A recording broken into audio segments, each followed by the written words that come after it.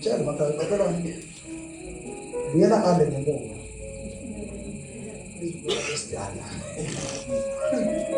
Yes. Psalms 150 verse 1, praise ye the Lord, praise God in his sanctuary, praise him in the firmament of his power, praise him for his mighty acts, praise him according to his excellent greatness, praise him with the sound of the trumpet, praise him with the psaltery and harp. And then yaqhubeka praise. And then ngiyacela mama ungifundele mhlawumbe noma ufike verse 1 verse 2. Dumisani uNkulunkulu endlini yakhe engcwele. Nimdumise emkhathini wakhe wamandla. Yes. Mdumiseni ngenxa yezenzo zakhe zamandla. Nimdumise ngenxa yobukhosi bakhe obukhulu. Nimdumise nangenxa yobukhosi bakhe obunjani bazalwane? Angishamuza lo baba njengoba ebala la akakabali izinto asenzele zona.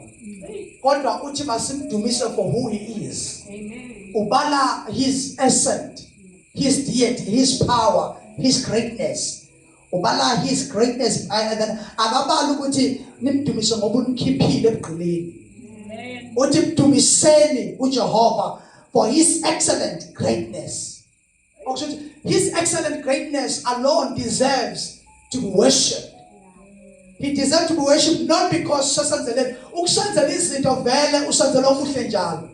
Kodwa uma sesimdumisa, it's not only by that. Ingakho ukuthi noma izinto ziyenze kangazazi inhle in our lives, but siyaqhubeka sibe nento yokumdumisa. As long as he is still God, we worship. And that's verse 6, as what let everything that hath breath praise the Lord. Praise ye the Lord. So from the verse 6. Konke okuphefumulayo makudumise uJehova. Hallelujah. Yes, uyavalwa kuvalwa incwadi kaPsalms ke ngalesamle. Uyavalwa mayesethi konke okuphefumulayo, let it praise the name of the Lord. Or let it praise the Lord. Praise ye the Lord. Hallelujah. Amen. Ivalwa kamnandi ngendumiso. Ake ngibuyela kancane ukuze ngibeke esithombeni ukuthi ubani okhulumayo. Khuluma uDavid la. A man oke wabona umusa kaNkulunkulu esehlane semncane. uNkulunkulu wamnikeza amandla okudwengula ibhele elusile. Wadwengula even the lion elusile malibonga balenkosi. Wamnikeza amandla beyond imvelo. So this man, David, also he have seen this greatness of God. On the other side, he have seen rejection with family yakhe. Uma ngabe kumele kubizwe umuntu ozobusiswa noma ozonikwa igama elikhulu abe inkosi, ubaba wakhe wadecide ukubiza wonke amadodana wakhe except for this young man. So this is a man who is from a background whereby he have seen the greatness of God, and also he have seen rejection because of the greatness of God in his life. Ngoba kuyenzeka uthole rejection ngenxa ye-weight kaNkulunkulu ephezu kwakho. That's why every time you experience rejection, you must look around and see ukuthi somehow uNkulunkulu uhlezi phezu kwakho. Rejectwa nje abanye nje abantu, but la urejectwa ubaba wakho uqobo omzalayo. And then mayithi Samuel efuna ukugcoba ethi no kula madoda nakekho uNkulunkulu athi ngimgcobe. Ugcina uthi Samuel ayikho yini enye indodana ngaphandle kwalawo. Ithi uJese hayi ukhona kodwa nje umfanyana nje omncane, and then ule waluseni. Indaba yokwalusa bazalwane, ngiyakhona bazalwane, indaba yokwalusa kwakungesiyo into yabantu abanegama in the Old Testament. Uma ngabe uthunyelwa uyolusa, that was a symbol yokuthi you are doomed somehow, or umuntu ongana future. Ukwalusa ngalesa sikhathi wawumaluseni phakathi nje kwabantu, kodwa naniphuma niye ngale enkalweni nibe excommunicated from the society or from people. Niyohlala nezilwane eniyigadilele kude. in a way that babengabuyi ukuthi njalo uyaphuma nenkomo yolusa ebese buye ntambama ekhaya. Kwakenzeka kanjalo, wayehamba eyohlala nazo khona le ehlane, kwakunendawo labahlala khona yakwalusa alesikhathi seBhayibheli. So now lana kulandwa umuntu who is rejected because into yokuthi umalusi kuthiwa kuwena akubhekeke lutho oluhle olungakhamba kuwe.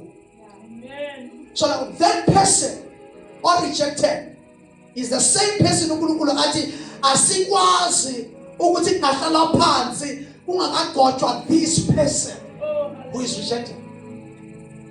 Kunezinto ekhangeni ezingeke zakwazi ukunyakaza until kuse kugotshwa wena for the assignment of the family. Amen. Makalwana kunento ephekwa. Ubalana unjalo ibhekela phansi kanti the more abantu bakubhekela phansi is the more kunento ekusumezile engekho natural beyond natural. That's God's grace. That's God's appointment. That's God's hand. That's God's favor. uNkulunkulu yokhipha umndeni wakhe ehluphelweni ngawe. uNkulunkulu yokhipha isizwe sakini ngawe. Makabonga uJesu. uNkulunkulu yobreak ama protocols emndenini yakini ngawe. uNkulunkulu yobreak ama boundaries abekwe uSathane athi lo mndeni awuyuya ndawo uyozumeza lana uyufika ndawo ngawe uyoqala uyuveza ikhaya. Why? Because you are a person that have been assigned and anointed and ordained for the purposes of God. Amen. So now I was saying with this man, umuntu excommunicated from the family and from the society, uhleli nezilwane ayikho into enhle engaqhamba kuye, unuka izilwane, into ejwayele izilwane, iphunga lakhe izilwane, yonke into izilwane. Awumcabangeli okuhle. Phela noma usukuzwa ukuthi uDavide okumfanyana obomvana omuhle nani and then lo muhle lokho babungabonakala ngalesi sikhathi because he was covered by all the dirt yasehlane. Yeah. He was covered by all the dirt yasehlane and naye wangayibona ukuthi umqoka because he was a boy who was rejected by his father. Ungarejectwa abanye abantu kodwa ubhlungu angaze rejectwa ubaba kodwa I don't believe ukuthi kukhona ubhlungu ofana nokurejectwa ubaba. Noma ukurejectwa umama umzali wakho ekurejecta athi lona ngumdindwa. Noma kubiswa amadodana noma amadodana athiwa amadodana nepotential imaphi avele balela wathandayo bese bekuthiwa hayi lowana hayi noma ngafika ngalowana la ayikho indaba yakhe lona. Now amadodana. So this young man uNkulunkulu wayisebenzisa in a way ukuthi izimvu zababa wakhe zaba protected because of him.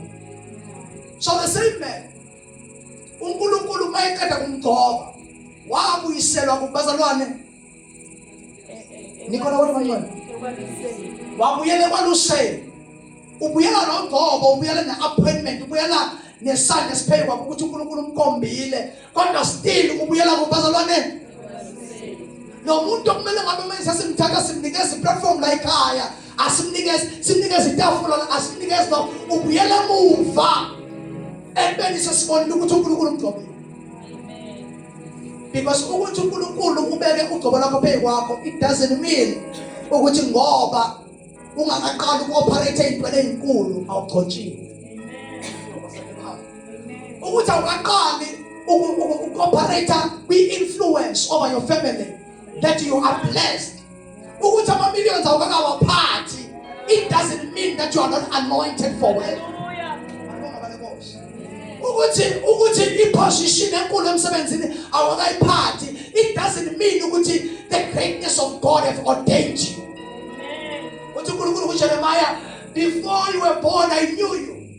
Usasele uhlulu ngakwazi ngasengugqoka kusho ukuthi before ufika usuvela ugotshiwe for greatness. Abantu ngabele Nkosi tshela makala ukuthi wena kahle kade wagcotshwa dalo wagcotshwa ngathi uhlele duze kwamakhala nolungo intro ziningi namhlanje ngashita lesihlalo esenizona futhi ngithi ungahlala eduze kwamakhala noma esabayo ngoba kunenkanda khona bekuthi amakhala namkuzwa oshela inkonzo makala Nkosi so and then wagcotshwa before the foundation of the earth, wagcotshwa before you were born. Amen. And you were ordained for this generation and ordained for this time and ordained for your family. Ungabe ufuna ukuphila komunye umndeni, ugonjele lo mndeni. Why do who made this? When you continue, also keep on them and cook in the law. You are anointed for this family. Why doesn't the nini opusaranga? Was a loga? Usamaka Uncle Vessel nawe, and then no pusa, who continue long day anyway.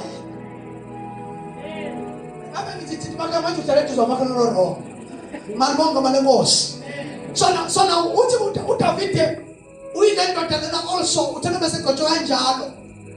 Wathi ngelilanga uNkulunkulu wakhuluma beka Samuel ngoba wakunenkosi yayigotshiwe khona lapho in the city kodwa uNkulunkulu eseyigcobele lo baba wayigcobela lo baba lo umfana in fact uDavid wayigcobela yena isikotshi isekudala yagcotshwa inkosi uSaul. And then kuthanda ngelilanga uNkulunkulu wathi le nkosi ngirejectile uSaul njengamanje and then ngirezele mina inkosi engimkhethile wenhliziyo yami. Now this man uSaul wehlela kuyena umoya omubi. Siyakhumbula iBhayibheli bazalwana ngisho wehlela kuyena umoya omubi emva ukuthi ebe disobedient to the Lord. Siyakhumbula so wehlela kuyena umoya omubi. Lo moya omubi wawufike umbambe umhlukumeze. Wase bakhona basebenza ukuthi kukhona umfana esimaziyo odlala ugubhu ngendlela engajwayelekile akalandwe usho nini akalapho makela walandwa ehlane walandwa ezodlala edlalela inkosi naye ezazi ukuthi ugotshiwe ugatshala sona lesisihlalo ngoba uyathanda ukuvela masinyane kube wawuwena wawuyosho masinyane ukuthi njengoba udlalela kahle kumele ngabe udlalela mina ngoba mina sengagotshala lenawo baba uJesu but lo bhuti lona wafike wadlala kamnandi akazi noma wayidlala igitara noma wayidlala lezi zabomageba edlala kamnandi ngenkathi edlala and umoya kaNkulunkulu wawehla ebesithobisa leli demoni elaliphekwa lo baba uSaul ephila uSaul ehlaphukela uSaul and then njalo mangabehlelwa lo moya omubi uSaul and ayifika lensizwa idlale kamnandi okudlala lamakhosi. The spirit of the devil was losing Saul. Now uSaul, the same Saul abemsiza uDavid is the same Saul owabesemgijimisa efuna impilo yakhe efuna ukumbulala. And who is that young man? Where is that young man? I want to kill him. Because uGobo pay wakho lothi ukuthi uSathane ekuzingela ubusuku nemini. Umbuzo wakho ukuthi why mina ngehlala izinto ezimbi ngihlasela kangaka awukazi uyibuza ukuthi why ngisurvive ngezo ukuthi umbuzo yakho uyimiseka baba uJesu njalo ubuza ukuthi why mina ngehlala izinto ezimbi kanti kumele ubuza ukuthi ngisurvive iswa yini kuzo sonke lezi zinto ngilapho. Oh hallelujah bazalwane. Because kukhona into ekusurvivisayo uGobo wagotshwa ngalo noNkulunkulu indaba yakhe yakhombayo nomusa ohleli phezu kwakho omusha usuku nosuku udlula intweni kodwa uyawo.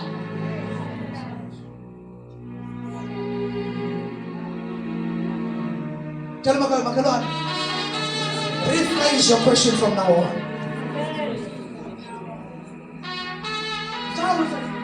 Our complaints are come up from the way you phrase your question. I was listening like that. I'm not complaining, sis knows. I come from indlela okuzwa ngayo. Wabuza ukuthi why ngehlelo why ngehlelo lo ubuzo kahle. Ukuthi yini mina lengenza ngisurvive into ezingaka because I want to boast in what have saved me. I want to praise what have saved me. I don't want to lift this event in the buso. Nise nisibe lonke nise. This event in the buso. Abanye bayafa kuso. Yini mina yangithwala. Funa lento yangithwala. Ngiyayibona izinto. Kodwa ikhonseni yami ukuthi yini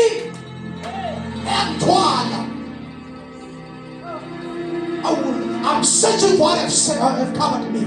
I'm searching for what have saved me. I'm searching for what have lifted me up from that situation. Angikadanga yini mina i-stroke. Angifana nani mina ngalesa sifo esibulala abantu abaningi ngapha. Because why mina le cancer yafika kumina kodwa yangangibulala yini le especially man yini le yangigcina from ubulawa from udoti ne-cancer yini yangigcina. Ngikhuluma nabantu phela namhlanje ababiyele abadlule ey'ntweni eyi-serious babuza imibuzo bayibuza kabi bangabuza amandla abaningi. Sigcine isandla sinamandla uJesu igama lakhe awumangabonga uJesu because kunempi ezayo impi ezolandela manje awuzukuyinqoba ngomthandazo kuphela kodwa uyoyinqoba ngokuthi udlule kuphi.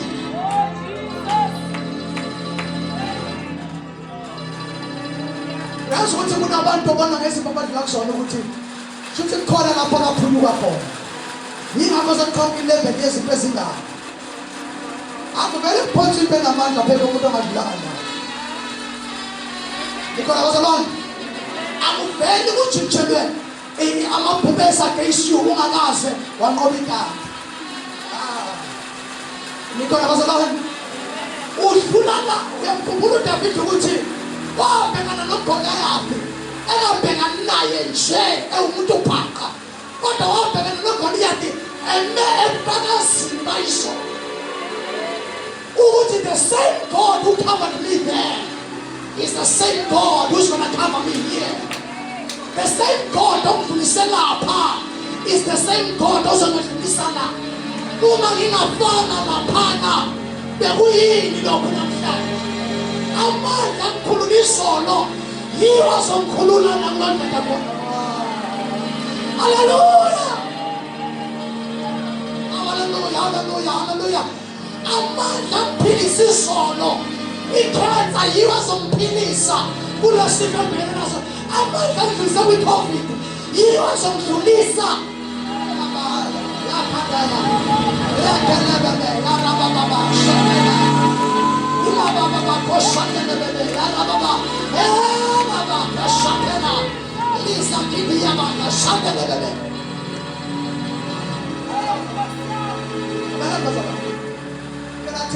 Coba sonke sila sonke kukhona sinkobi thina sonke ngoba sine advantage sinkobi COVID ebizwa ngezindlu sonke amara bazalwane nini ke manje ngakwehlula from now on because there is no going down from where we are standing. Suphume bunzima nobuserious so besideka nokuphefumula ethu njengomunye umuntu uthi akwehlele kuwe la swaying and serious. Uyabona thina post COVID thina kenya post COVID kumele ngabe simthemba kakhulu uNkulunkulu because kunabantu abasalele iCovid abanye bebeseduze kwethu sathintwa iCovid wathina kodwa saphuma singanamiyo awumalibonga igama lenkosi awukothakala sekhulula abantu abethu semzobona now this same baby was persecuted by the king who was supposed to protect him and who was supposed to elevate him because umsizile esifulweni akusona. But the same king was running after this young man. Wamgijimisa yabona nje umgijimisa umuntu ukuthi ufuna ukumbopha kodwa wayefuna ukumbulala. This same David is the same David who was moved to the palace of King Saul. And King Saul sought his life. Uyakwazi ukurejectwa abantu abakhulu. Uyangabona nje ukurejectwa uRamaphosa, personal nje uRamaphosa. Ekipo yayimbaza ngaphakathi kwethu sonke South Africa. Phela uRamaphosa yamgaya nje manje ngobukude. Kodwa maye ngathi wena phiwo kusona namhlanje wena phiwo. Ungafika ngathi umhlaba uyacrash. Ngoba balekhosi. Why? Because usukisho imbazana umuntu ophethe ama opportunities. Umuntu onamandla okuvala iminyaka. So now he was persecuted by a man who was supposed to be his hope of his future. But this man stood and trusted God in the midst of everything. Now, Mr.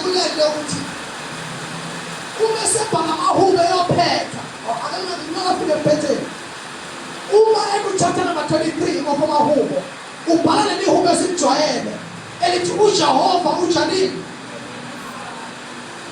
Lelihubo yalizwi ukuthi lidokufaka.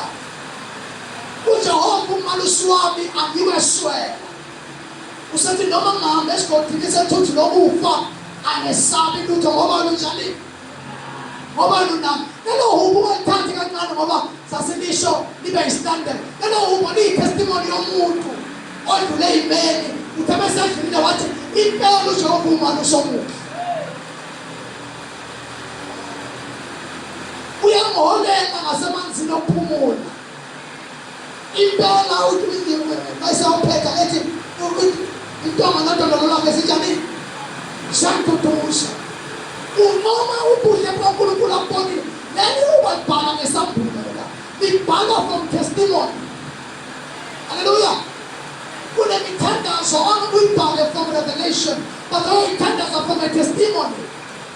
Kunamandla kaNkulunkulu owabona by revelation, oyewabona by experience. Ngihambe naye ngambona, wangithwala waba nami. That's why ngimethemba kangaka. Ngamathemba. Ngavula nayiphazamisa. Ngamathemba. So uma sewabhala sewaphetha. Uqala ku-chapter number 144. I think it's chapter 144. Uqala ku-verse ukuthi exalt ye the Lord. Hallelujah. Kubakhona lapho kukhona bhala khona ethi bless ye the Lord.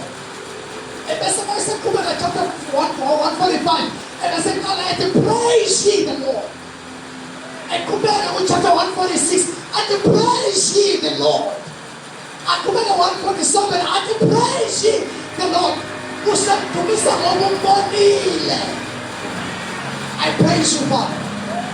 I exalt you, Master. I magnify your name. I give you the praise. Praise ye the Lord. Smelling out in a second, we are going to praise him as we are closing.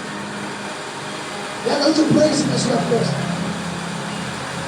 Everything that has breath, let it praise the name of the Lord. Everything that has breath, let it praise his holy name. Everything that has breath, let it adore his name. Asimtumisi ngoba esenze izinto, simtumisa ngoba uNkulunkulu. Uthi ngelinye ilanga uJesu uthi uma laba bethula ukutumisa, amanje azovula imilomo nawatumisa. Athi ngelinye ilanga he has perfected praise. Even nasemlonyeni webantwanyana abancane abasaphuzumisa. Because there is praise everywhere. We are here this weekend. His own praise and glory. We have just come to adore his name. We have just come to exalt his name. We have just come to say he is holy. Unamkabela uthibanizi busiso. Usibane nasinele. Bonke inkosi ngaso ungasonga. Balaphela. Aziningi na. Bonke inkosi ngaso ungasonga. Uma sifike sikasonyaka sizombonga nje for who he is. Kodwa kunazinto esiyiphethe maphaketheni wethu ayisibusiso asenzele zona endlini. Nakuba umsebenzi ofuna ungawutholi, neposition ofuna ungayitholi, nakuba ukugula kusekhona emzimbeni, kodwa ngizombonga uNkulunkulu for goodness. For his goodness and his greatness. His wonderful work. His wonderful grace.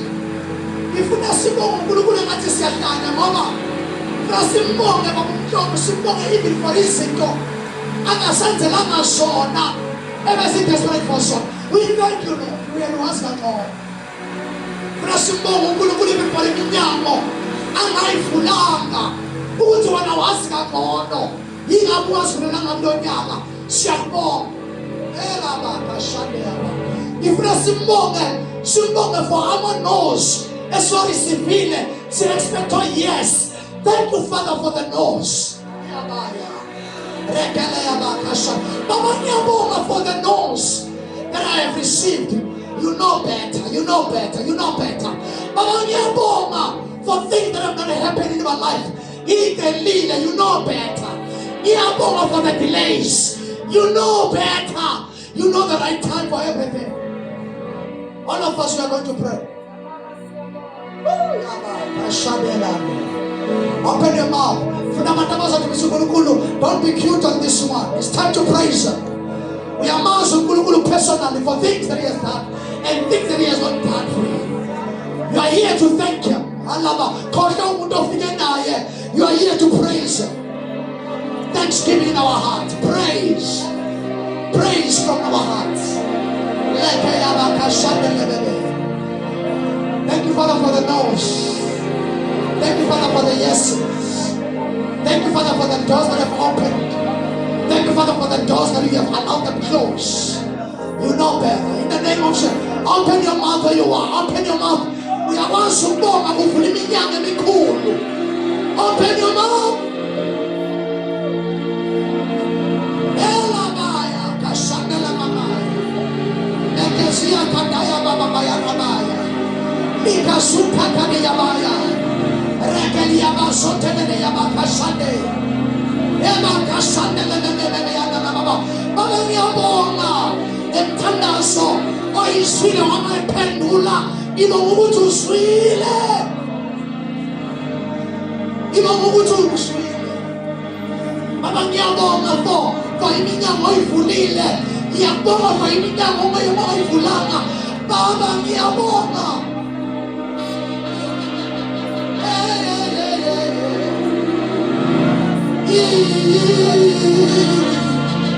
Baba ngiyabonga for the doors that has left on my face. You know better. You are powerful enough.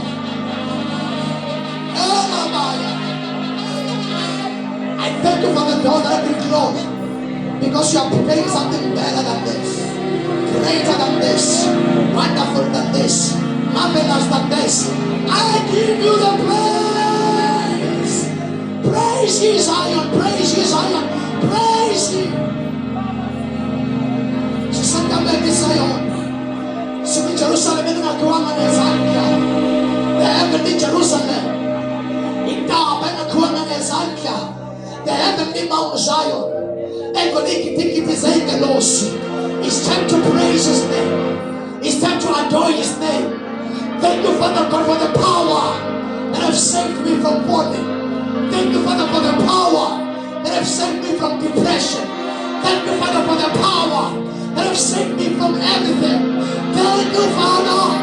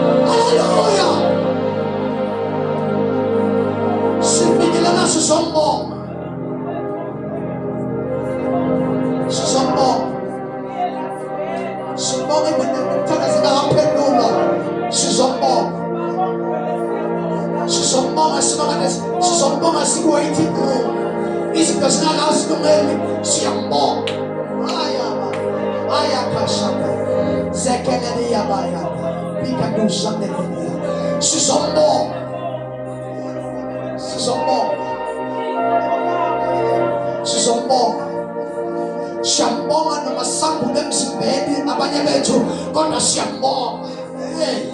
Sibonga ukuthi usipha amandla ukuthi isifo singasiqedi. siyaphila namhlanje umusa sizombonga.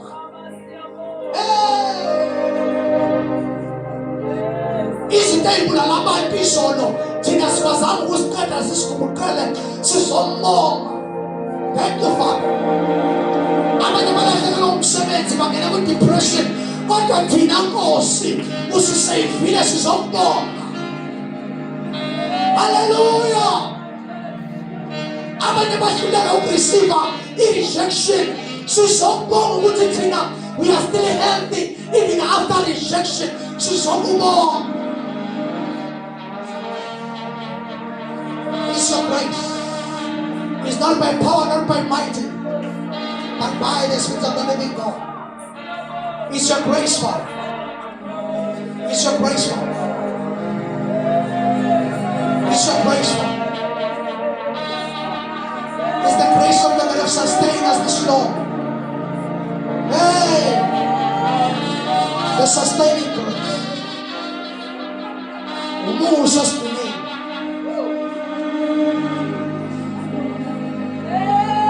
Silahlekela abathandiweyo bethu kodwa uNkulunkulu athengele we never lost our minds.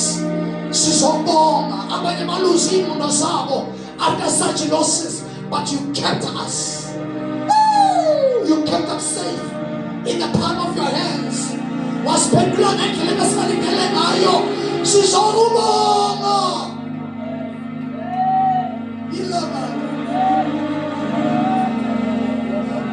Sizombonga. Sizolibonga igama lakho. Silibonga elamaya. Sizolibonga njalo. Silibonga igama lakho. Silibonga elamakashadela. Sizolibonga igama. Silibonga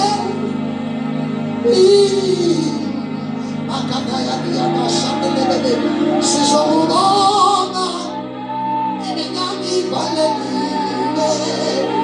Sikubonge emamaya kashabeya. Sizobonga imindeni yethu iphendukelana. Sikubonge emamaya kalamakashadela baba. Sizobonga silahlekelwa izinto. Sikubonga yayamaya. Sizobonga sikabule emanzini amaningi. Sikubonga. Hallelujah. Amalibonga igama lenkosi. Sizobonga sisiywa izinhlobo. Sikubonga.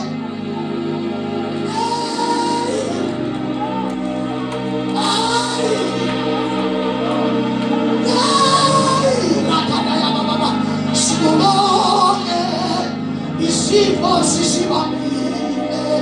Sikubonge awukawuzwa kaNkulunkulu. Sizolibonga igama lakho.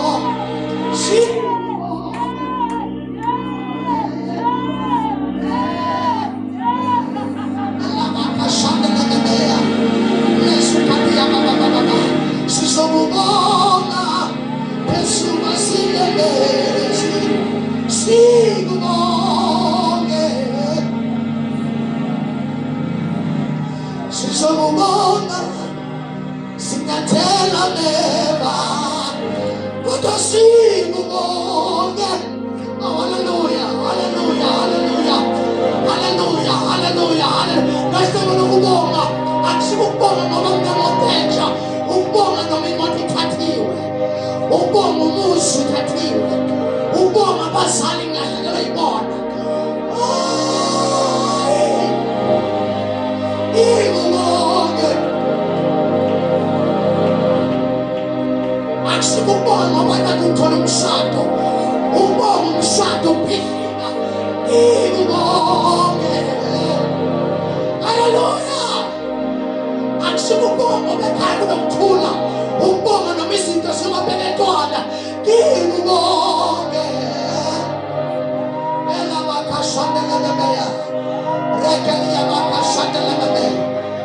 Isakine yabaka shandele bebeko shandele. Heavenly Father, we thank you. We thank you. We thank you. Utangisho lento ukuthi ngathi le Thanksgiving ya this year. Akusile Thanksgiving yokubonga ngoba izinto zihambe kahle. Ile yokubonga the sustaining grace. Umuso siqinile noma izinto zihambile kahle. Izinto zingasahambisani nathi. It's the sustaining grace. The grace that have kept us this long. Uthi Jacobe umekhande altar ngelinye ilanga and the sacrifice, and then it means power something. Ukhuluma amagama uthi Ebeneza Nkosi usisize kwaze kwala. That is not saying ukuthi izinto zibe mnandi kwaze kwala konke kube kuhle kwala, but he is thanking God ukuthi you have kept us this long. Your grace has sustained us this long. You have held us. You have upheld us. You have uplifted us. When we are down, you kept us. You gave us comfort. We lost things, but you kept us.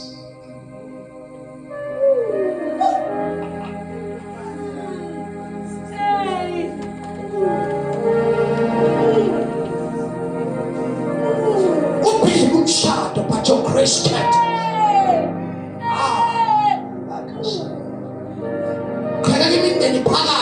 But your grace, Lord.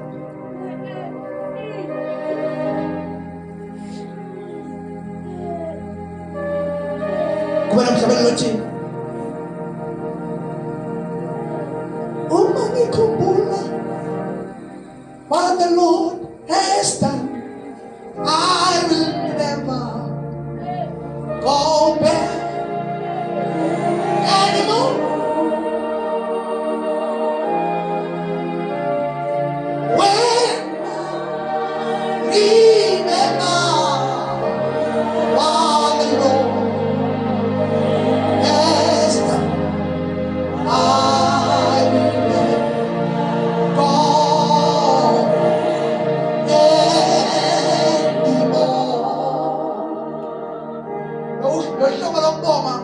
My brothers, you know about what was all stop on. Only to akuyele muva namabusho. Imboni. Bethi wenzeni ngoba kusilehlele izinto zakho. Uthi kodwa mina ngimbonile. I've tested and seen that the Lord is good. Ngimzwile. Noma izinto zingasebe kodwa yena ngimzwile. Angifika nje samtholanga yena ngathi, angitholanga izinto ngathola yena. So banenkinga uba umi naye ngoba uthola izinto. Mhlawumbe izinto uyalifela uJesu. Because you have associated Jesus with things. Mhlawumbe izinto uyalifela izinto yokubonga. Kodwa if uthola uJesu, umbonga noma izinto zingekho. Umbonga for who he is. Sasimlele ukuhlobeka kukhulu egameni likaJesu.